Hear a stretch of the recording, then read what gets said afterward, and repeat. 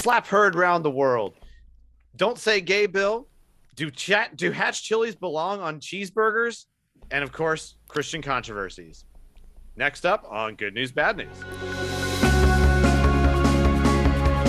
Welcome to Good News, Bad News, the Libertarian Christian Roundtable, where every other week we challenge the status quo and give you the libertarian Christian analysis of what's happening in your world.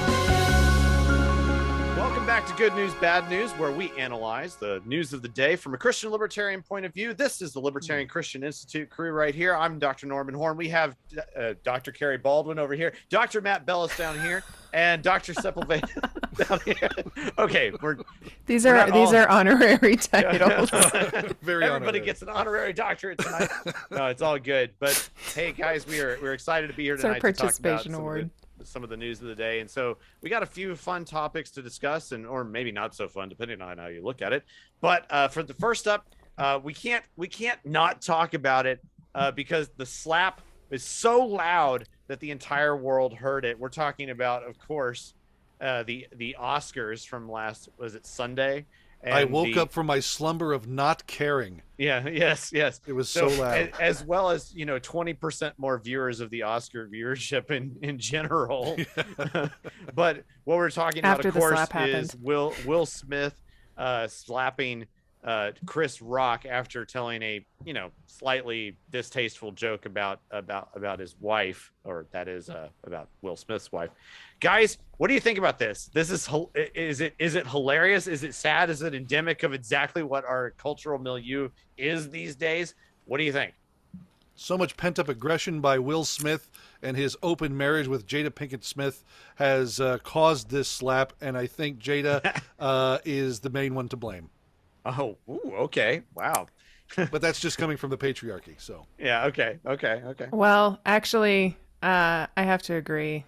Boom! Man. All right. Yeah, and actually, when I saw that video and I watched Will Smith's reaction, Will Smith was laughing at the joke at first. And then Jada was like... Did you see footage of that? Because that's the only thing I haven't seen. I'm like 99% sure this thing was not staged. But the thing that would kind of seal the deal for me is seeing footage of that exchange between Jada and Will, which is what you could definitely tell. She was put off. Yeah, she was very put off, and she made a really weird comment afterwards. I can't remember exactly what words she used, but it was something along the lines of, "Now she's ready to start healing." And for anybody who's paid any attention to their marriage, Jada has done some really crap things to Will Smith, and has expected Will Smith to just go along with it because this is an open marriage, and himself, I'm sure, but still. Yeah. But I kind of feel like Will Smith probably got walked all over, and yeah, I think that this was an attempt to get back into Jada's good graces, to be honest with you, and I think it's totally. But why would he try to get back in good graces of her? How did that? I don't think that I can. I don't think that I can say it on our podcast, because then we would have to grade it as explicit. We can do a lot of P's going on. How did that happen? Like when it was one way, but then now it's like the other way. Look, this is all speculative. None of us are. No. Jada came out and said that she has slept with other men in the marriage. That's what that's she a reality, and that's in it's in Will's memo. And I really think that Will Smith did this so that he can start sleeping with his wife again. Oh, okay, interesting. That's what. Well, it's from kind of a, I don't know. I've seen a couple different things that are not unreasonable explanations. One being that it is known that Will Smith's family life as a youngin was not great, and that maybe this somewhat triggered his kind of response of because he feels like a failure for not standing up to his dad when his dad was abusing his mother. Okay, if that's the case, then still, like, you got to control, man. You got to get yourself under control. Yeah, even if it is a trigger, it would even explain it could possibly explain even why they had an open marriage to begin with, to be honest with you.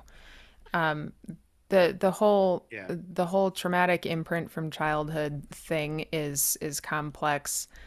I think either way you slice it, Will Smith did the wrong thing. Yeah. Um, That's kind of the, I there's think any way you look at it, that's where you end up. And I have to say, if you're going to be in the audience of the Oscars and you are a semi-famous person and there is a comedian on stage, isn't it just kind of known that you are automatically possible fodder for their Right. for their ire? I mean, right. isn't that just I kind mean, of the thing? That's why you have the comedian hosts there. It's Yeah. to Yeah. roast it's To to roast roast people. the audience, because basically it's a bunch of billionaires and millionaires who are congratulating themselves on their awesomeness so Yeah. that the rest of us plebes can you know Who to worship next. can you know? watch, And right? that's why we don't watch it unless Yeah. they're beating Yeah, each that's other up. why the viewership has Right. gone down over the last Okay. Yeah. decade Can I and a bring half some by, libertarian like, theory over here, guys, to this topic that Yeah. I find? Okay, to discuss in public. I mean, in private, I get it, but in public, it's kind of weird, like talking about that dude's personal life. Okay, let's use libertarian political theory here.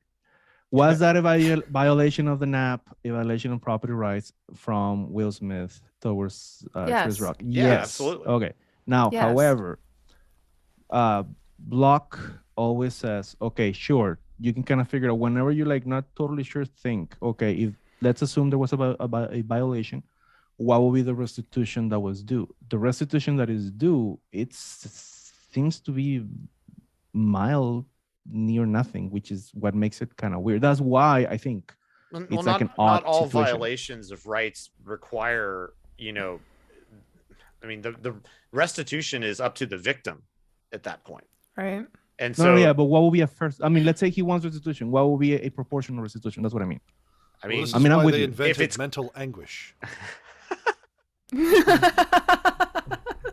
I mean, clearly it didn't phase Chris Rock that much. I mean, you got to hand it to him. He took that like a man, and Yeah. totally, I mean, yeah, totally, he took it, but he stood there and he's like, "What?" and he got back on track pretty Got darn back on quick. track. And like that was pretty Yeah. stand-up-ish. I mean, he did that one pretty well. You can't deny that. Yeah. But I mean, wouldn't you think that, like, imagine instead of the slap, Will Smith gets up and says, like, I mean, there's any number of things that he could just say as sort of in response, like after he wins this award, like, I don't know, something like, I mean, she's a better GI Jane than you'd be a GI Joe, or I mean, That's tit for tat, and that's wonderful. And yeah, people would laugh Right. and guffaw, and they would congratulate Yeah, themselves. and Yes. then you would sympathize with Smith at that point. right, Sure. But it's because he did, Yeah. he did get physical about it that we now go, okay, now we don't sympathize with Smith. Overall. Yeah. I think who was it? Kareem Abdul-Jabbar, I think is how you say his name, commented on this, and he said that it would have even been better if Will Smith had just sat there and hollered at Chris Rock. Oh yeah, Like the for fact sure. the fact that he got up and actually went and smacked Chris Rock is the problem itself. At any rate, yeah. Well, and it's a total weird double standard that they're throwing out. I mean, this is like, to Mhm. me, this is like also indicative of exactly the way that Hollywood sort of behaves these days, of this sort of double standard where they get to moralize and preach to all of us plebes, but then when it comes to actually holding themselves to a standard, well, it doesn't matter. Right. I mean, it was astounding to hear, he listened to Smith's award speech, so-called, after he wins Can I say something, guys? It's cultural capital actually matters, and that's why they can get away with a lot of stuff. Interesting. get away with. I mean, I suppose is Less than before, but yeah. People do interpret I would what people, suggest famous people, different than regular people. consequences than get away Yes. with, because they're not necessarily Well, getting away. As I with it. understand We're it, all paying attention. Chris Rock's like, I don't know exactly what has gone up, but his opportunity for making money has gone up. I forget exactly what the headline was when I his saw tour it. sold out, which I heard was What hilarious. is that? What it was? Yeah. Maybe it was his I mean, tour that's In why- the sold end, out. we should not be surprised that the heathens are going to heathe. So. Yeah. I mean, that's why he said this is the greatest night in the history of television. He just didn't say for him right For him. afterward. Yeah. Right. I mean, Oh my. because it totally backfires. I mean, relatively speaking. Yeah. Because now he's not going to get nearly as excoriated for a distasteful joke. Like, Well, one thing that's being discussed is, prior to this, there's been all of this woke criticism of comedians and how they're not allowed to make jokes that are, insulting and off color, and comedians have been fighting against that. And now you have Will Smith, who's not only, I mean, this isn't just cancel culture. This is getting up and using outright violence when using an off-color joke. So it sort of, it raises that bar too, which it'll I be think interesting to see. Yeah. is disconcerting. Yeah. So All right. Well, so that is our our take on the slap heard around the world. Let's kind of move on to some other stuff though. There's another sort of shall we say phrase that is getting thrown around quite a bit, is the so-called "Don't Say Gay" bill in Florida. And this Don't you say it. don't you say it. Don't you say You it. say it. What a weird instance of kind of legislative strangeness that we're observing here in real time, because for one thing, if you were only to listen to say some, shall we say, mainstream media outlets, you might come away with a very different idea about what the whole thing is about than what it actually is. Right. And of course, it brings up all sorts of questions as to what is appropriate legislation about schools to begin with. So I don't know, where are you guys coming down on this so far? We had a very interesting discussion on this that I think Yes, people we did. would want to hear it, because in the end, you've got two sides of this, and I think they're both exposing the main problem here. Yeah. Is that government should not be teaching our children. Because Yep. one, if you have to have legislation that says, hey, you might not want to talk about sex to kids who are between, kindergarten to third grade. The fact that you have to have that is a problem. Yeah. And the fact that we're kind of just saying, well, it's a good bill, it's a bad bill. At some point, everybody has to say, whoa, hold on. Just by the mere fact that we have to have something like this on paper says, we're getting it wrong here, folks. Yeah. And we need to do a complete reversal on how we educate our children and society. And society. As I say, so debonair in front of a chili cheeseburger. So bourgeois.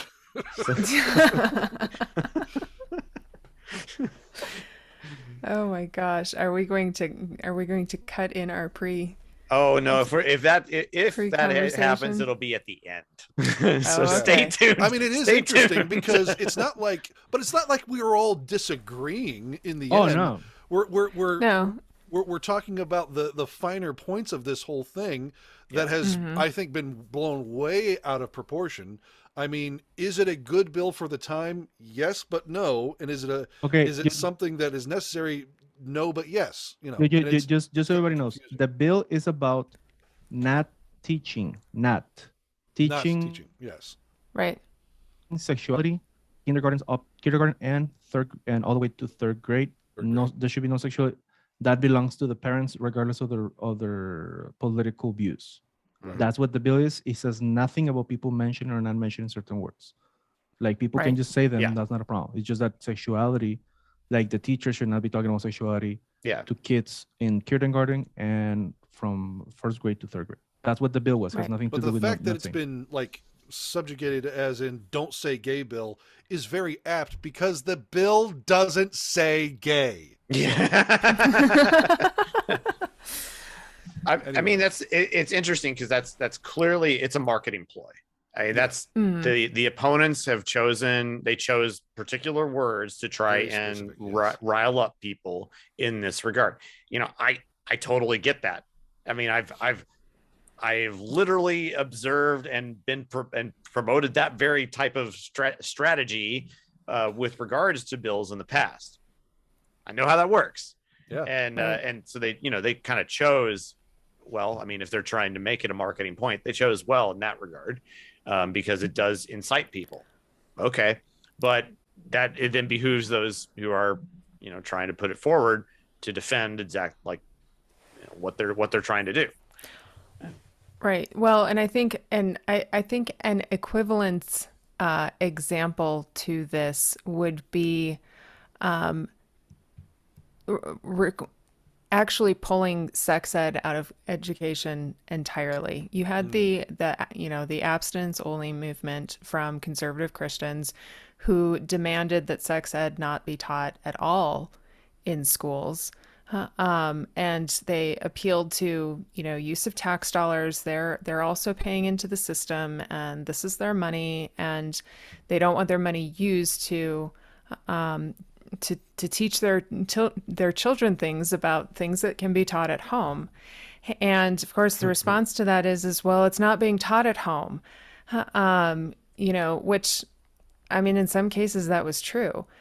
But that's what opens up this can of worms, is this question about, well, what is the education system for? What is education? What should our kids be learning in school?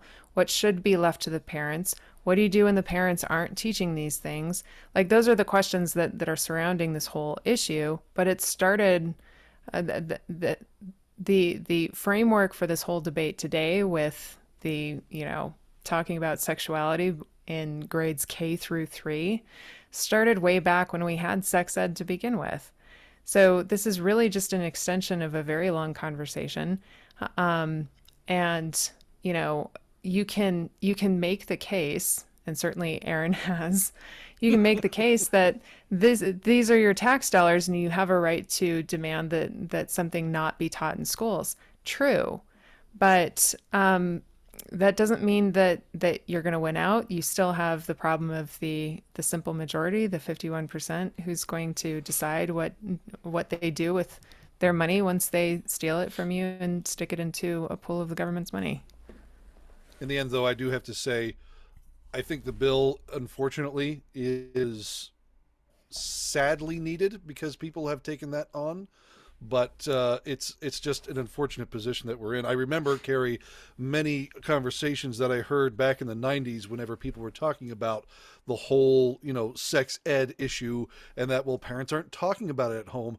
One of my most favorite rebuttals, and I wish I could remember who it was from, but it was a rebuttal from, well, if Brooke Shields and Christopher Atkins can figure it out on the island of the Blue Lagoon, kids can figure it out too. So, yeah. Well, and what one of the consequences of this whole debate, even with the abstinence only thing, is that now the people who got to have a say over what sex ed is has even changed what abstinence only means. In the 90s, it meant don't have sex. Now it means you're having unprotected sex. That's what abstinence means, is abstaining from birth control. So they've completely changed the narrative. They've had that power to do that. Oh, you should go look it up. Oh, you should go look it up. Wow. Yep. Great. My input they is changed the definition of abstinence. Any bill that makes, or the attempts to make state actors to do less, it should be okay. A limiting bill. Yeah, I can see that. Yeah. Because that's what it's doing. It's not I don't have adding extra responsibilities. It's just saying this topic, it belongs it completely belongs to the parents up to 3rd grade. Then after that, that's just a different issue. Different bills or whatever. I didn't read. Is it jail teachers? I'm trying to think. I think that's probably the strongest argument in support of it, is that, right. Per se, that's a fair point. Yeah. Right. But And it that's probably It's I not would even like I would math or anything like that. I would even argue that just on the basis that it's not the government's job to be teaching that. I wouldn't argue that on the basis of these are our tax dollars, because if you argue it on the basis of these are our tax dollars, then whoever has the majority of opinion gets to decide what happens with those tax I mean, dollars. but these are Now, also the same people that can't seem to teach students to read. Right. Like, There's- do you really want them teaching this other stuff too? Yes. I mean, Yeah, they're not very good at teaching much at all. So no, Yeah, but they'll this do is those true. kinds of things in the way they want it, because those are high interest topics, and so those ones they would actually be concerned of doing it exactly as they wish. It's just a completely different framework, yeah, because it's not as intense for the person that is teaching to teach something like reading than teaching something like sexuality, because it's much more intense. So they would actually try to perform that one in a different way. Well, and I just want to point out that again, when you pass a law against a human behavior, the people who want to do that behavior are just going to find a more subversive way to get away with it. So I would caution anybody in Florida,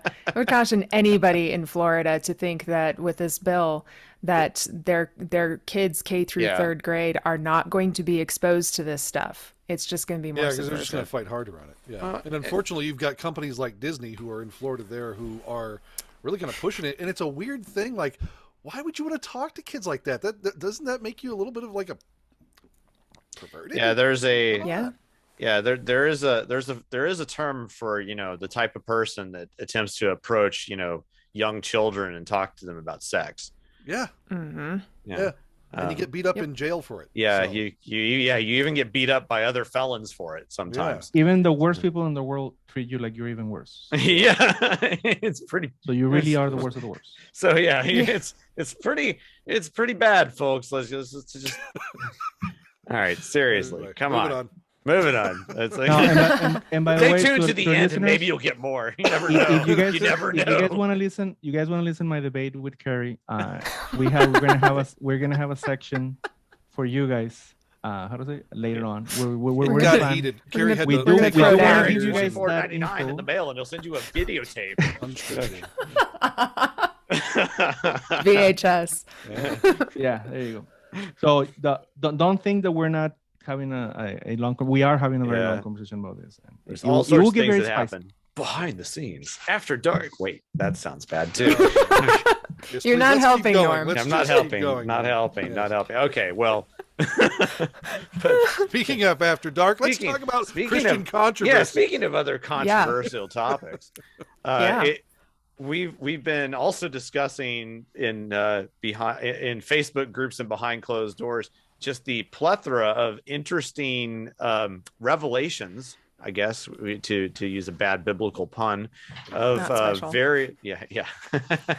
not special. Yeah, it's of scandals and weird stuff that's happening, you know, all over the place. From what Matt is bringing up here, and that even at Christianity Today, there were some. There's been recent revelations about sexual harassment.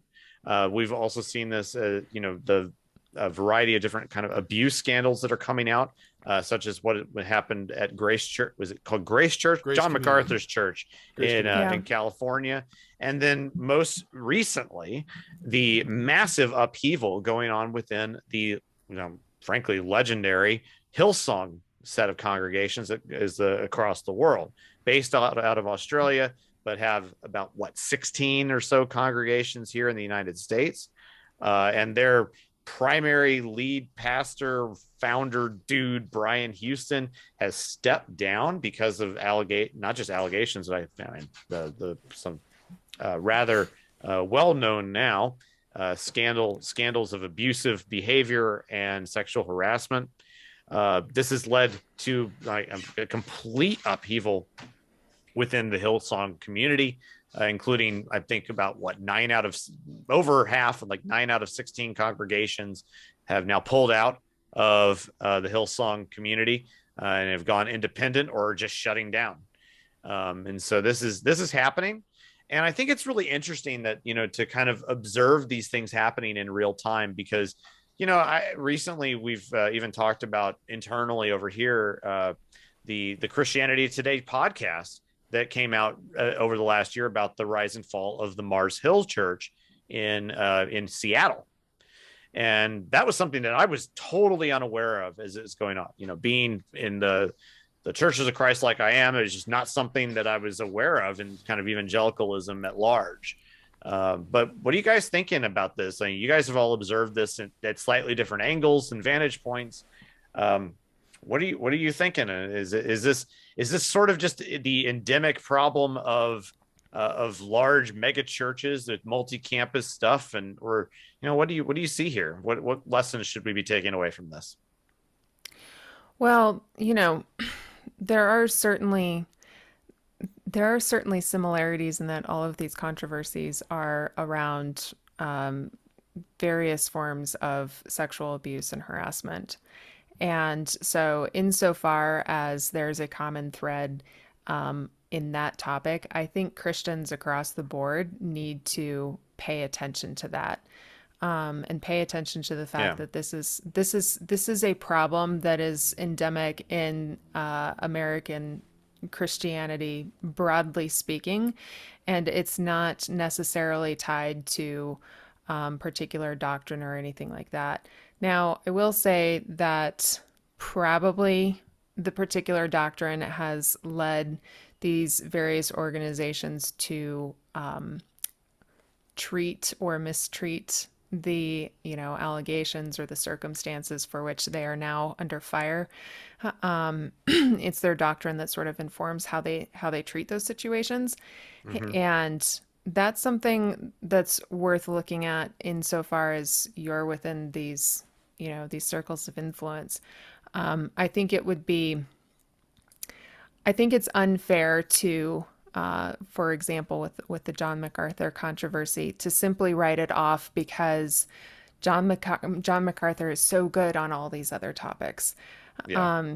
That's the halo effect, that just because he, may have right doctrine in certain areas doesn't mean that he handled, problems of abuse in his church correctly. And so we sort of need to separate his celebrity and whatever positive impact he may have had on American Christianity, and say, look, he can still screw up. He's not infallible. Same is true of Hillsong. I'm not familiar with any of their doctrine. I'm more inclined to say that they're not kind of neo-Pentecostal, Yeah. And Christianity Today, I mean, they have their own culture in that business as well. So we should be taking a look at these things seriously and not just simply writing them off because we like the personalities that are behind it on other matters. Well, it should be a wake-up call for Western Christianity all over the place, because we're a culture that is steeped in sexual culture. It's all over us all the time. I mean, we were just talking about sex education and what we do with our kids. I mean, if we're talking about sex that much in a culture, and if we've got a microscope on these organizations, you've got to be more than accountable. You have to have abundance of accountability when it comes to these kinds of things, and do things in a good and proper fashion. I mean, those are the things that we can take from it and learn from it. Thankfully that these organizations are fallible. We're not trusting in those organizations. We're trusting in Christ, and that we are not, we don't have all this stuff worked out and are perfect. But unfortunately, I feel like this is going to shine a bad light on to the rest of the world, especially whenever you had a group so big as Hillsong was, and what this can do to that witness. Well, and I would say, these Western countries, Australia and the United States, probably the most Eastern Western country. Yeah, this is true. The UK, Canada, they're all considered quote unquote Christian nations, and we've allegedly had Loosely. We've allegedly had a majority of Christian culture in these nations, and yet we somehow manage to produce a hypersexualized culture that is now creeping very closely, if not stepping over the line, into pedophilia. I think that we can't just say that we're victims of our own culture. There's some contribution or lack thereof that we've made to this. Yeah. And we're not going to be able to actually address it until we look in the mirror and take a good hard look at what we're teaching about sexuality, what we're teaching about abuse, what we're teaching about these relationships. Yeah. I think that does need to be a wake-up call for us, and not just simply sit back and say, well, we're the ones with a Christian sexual ethic. Well, how is that coming across? Yeah. Are we having honest conversations with our kids, and so that they're prepared if they're faced with this stuff by non-Christians? Hold on, There's a lot. here. I want to go check myself. Hold on a second. Okay, go for it. How you doing on this, Matt? You right? should. There's things I could do better on. Hold on. Good. Learn how to make a sandwich.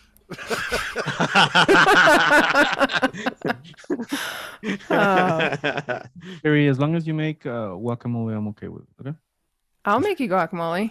I love making guacamole. She lives in New Mexico. Come on. Yeah. You bring the avocados, though. Yeah. Yeah, Avocados from. Oh, yeah. Now you see, you're understanding the division of labor. Thank you. Finally. That's okay. Next step. I'm just not making sandwiches. Can I note here as well, like this is somewhat related to the fact that I have recently been accosted by some boomers recently. And it was very weird.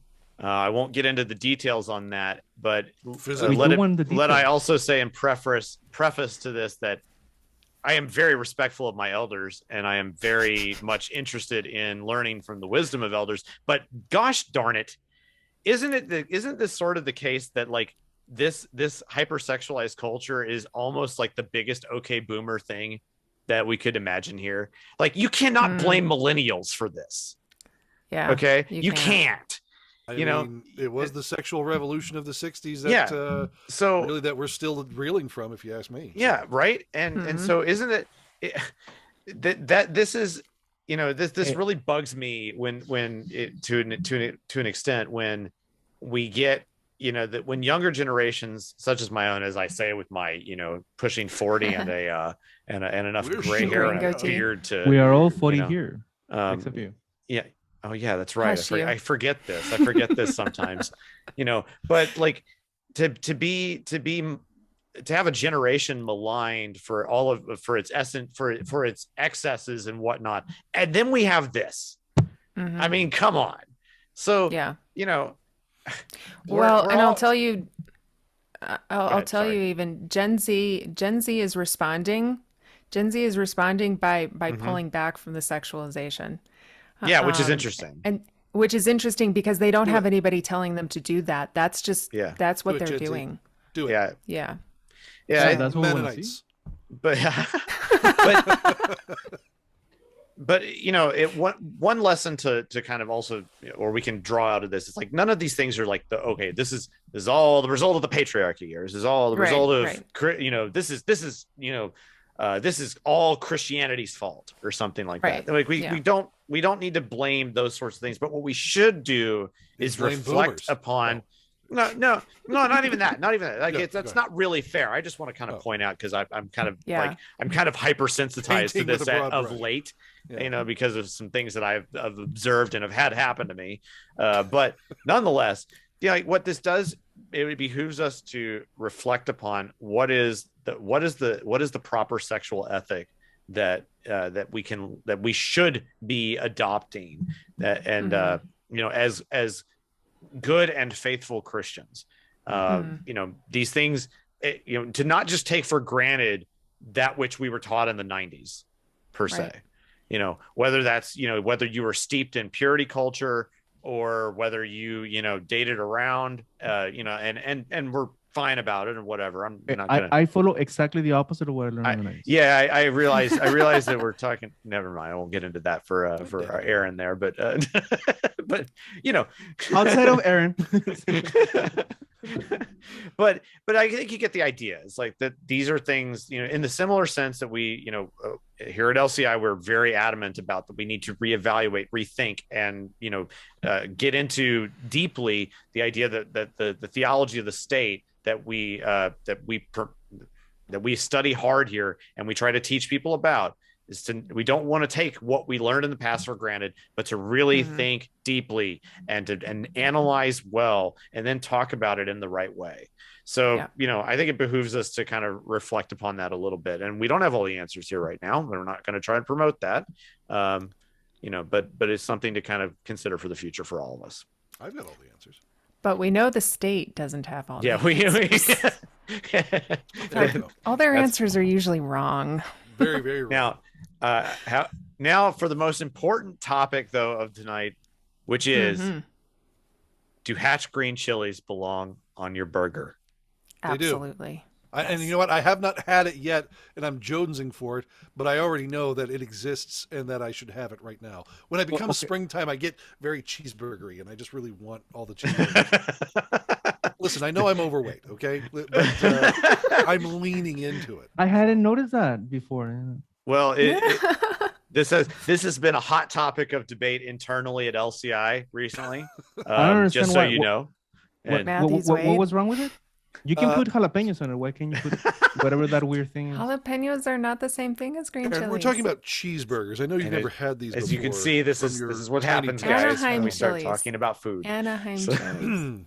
Non-Texans. Two pieces of bread, burgers with beef in it, and cheese. Oh my gosh! All of your CIA stuff made up against Texans is not gonna fly. And this is how this is exactly how our threads devolve. They just have to admit that Texas is weak here. Okay. Well, listen, what really goes good with a really spicy cheeseburger is a really terrible cola. Because Pepsi is launching a maple syrup cola. I actually like that one, actually.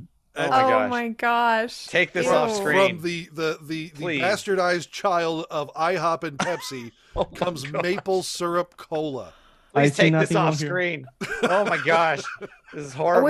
Wait. But maple syrup, I mean, unless you're getting real maple syrup, the quote unquote maple syrup is just corn syrup. How is that different from regular Pepsi Cola that's sweetened with corn syrup? They put pancakes in it. This is what happens, guys. I just wanted all of our viewers to observe this. Doug, fade to black, please. This is what we really talk about. Doug, please keep all this stuff. This is the actual show, okay? They can restitute you by ensuring that they use the resources they stole from you are not used to teach kids sexuality up to 3rd grade.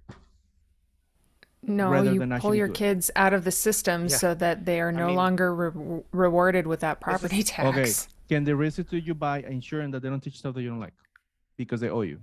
Because they can't ensure that.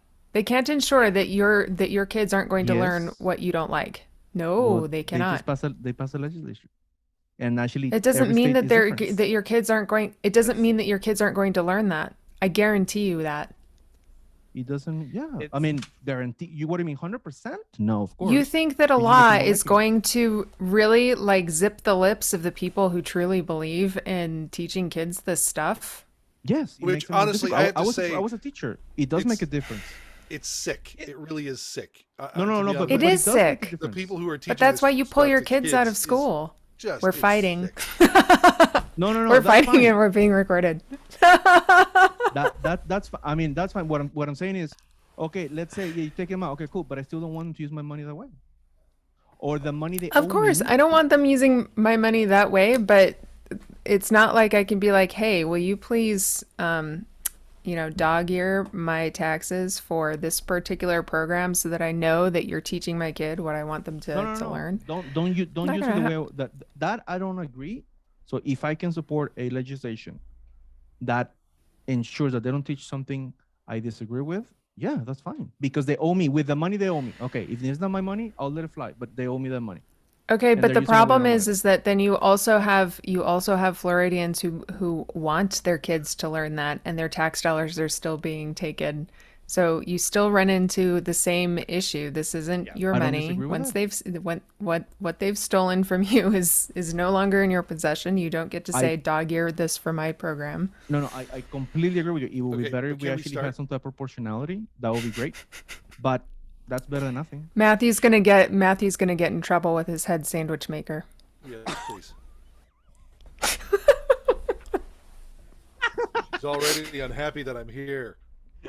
No, she's not. Unhappy. Has she learned how to make a green chili cheeseburger is the question. You know what? I was going through the aisle and I saw a can of green chilies and I was like, should I try it? And I'm like, they're probably not the same. So Okay. No. So You can I ask need so Hatch it's green wrong- chili so from New it's wrong for Mexico. me- Is it wrong for me to call the municipality to fix the pothole outside of my house? Because it's all the tax money I pay, they owe it to me, and it's mixed with other people that would rather that want something different. But that's not an apples to apples Yeah, comparison. not an Why apples to not? apples comparison. Because anybody can because do that. Like it's not just the pothole that is in front of, or that it's on, the street leading up to your subdivision or whatever is, or even the pothole that's right in front of your, that's right in front of your driveway on a road that is managed by the state is yours and yours alone to call about a pothole. That could be your next door neighbor or a guy from 100 miles away. Like there's, Well, I don't understand what you're saying.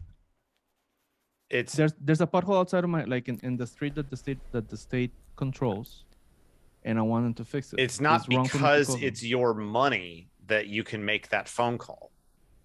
It's because It's like the state has monopolized for itself purview over these roads. I'll give you that, right? And it is the entitlement that has been granted to be able to make the call in the first Granted by place. who? But that's Granted by Right, who? but it's not an apples to apples comparison because What filling is the difference? potholes is non-controversial. Well, Nobody's gonna be and not like, only well, I that, want like, the pothole to stay there. it is a different sort of thing to be entitled to make a phone call than to be able to ensure through another piece of legislation that something is or is not taught in a school. I don't see any difference in between those. I mean, I think So, I think okay. they're foundationally different things.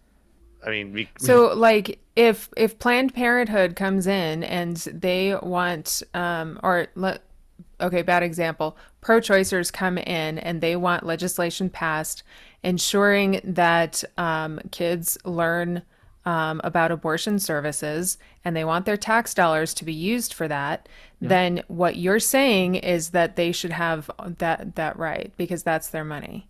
And the system has monopolized it, and so they should definitely San teach Francisco, kids that's what's about gonna abortion. happen. Even Of course. in San Francisco, Yeah, if everything was but- privatized, they were going to be teaching even worse things than those. I mean, I know. Okay, that but in you're San saying that Francisco, they're LA, entitled to. You're Yes. saying that they're entitled to that simply because they've taken their tax dollars. Yes. So the They're people, so then the pro-lifers in San Francisco are screwed. They still have to pay into a program that they don't want. No, they shouldn't. No, that's exactly my point. They Of course they but already shouldn't. did. Okay, now that's an easy one. The point is, out of the people in San Francisco, which the majority are gonna be pro-abortion, the men's majority. What do you think if everything was privatized? What do you think they were gonna teach in those schools? Pro-abortion stuff. No matter how many pro-lifers will complain around, if it was privatized, whatever the Sure, major but that's not the issue because since it is monopolized, you don't actually get a say over what your kids are taught. I mean, isn't this No, like they another owe it to issue? you. This is like going to a Scopes trial sort of thing again. I mean, that's where this is going, Mm-hmm. right? Yes. Yeah. I don't disagree Okay. at all. Okay. It is like this. So it's a war about who gets to teach what to whom. It is not a matter of For me, it's the taxpayers, because those are the But ones. if it That's the is only the big taxpayers, if it is the taxpayers, then all you have to do is be outnumbered by the taxpayers, yes, and one then group. you have no say. exactly like it will happen would happen in a private club. Bunch of crazy people join a private club and they pass stupid laws, and you're screwed. Yeah, like just join like a private. No, because you have Well, an option to opt out and take your money with you. club. How do you call it? You don't have that option. Like if even when you opt out of homeschooling, you don't get your property tax back so that you can spend it elsewhere. I know, and Your you should. property tax still But goes one into thing the is, system. no, I'm with you on that one. The point is, even if you take your kid out, you still have the right say of that because they're using your resources. Even if you take your kids out, that's still your resources. But they owe you those resources. I know, but what I'm Is What this they a owe fight that me we can is have the while money we're back. Recording for the show. I don't know. It's getting there. I don't think we should. Now, the reason why we shouldn't put this on the show is not because it's bad show. Actually, I think this would actually get more views than every other show we have ever recorded. But the point is, it's very controversial. I mean, for sure. That's probably true.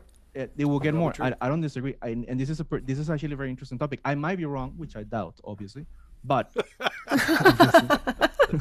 for obvious reasons. There are no narcissists on this panel. Hey, I have opened the possibility that I'm wrong. Hey, you never get that from an Okay. narcissist, okay? You never get that. I have All of these opened- qualifiers. He's cracked Are you open sure? the Are you sure possibility. about that? I have actually. He says, opened- I've cracked open the possibility, but not the probability. there you go. Wait, I like that one. I want to use that one more often.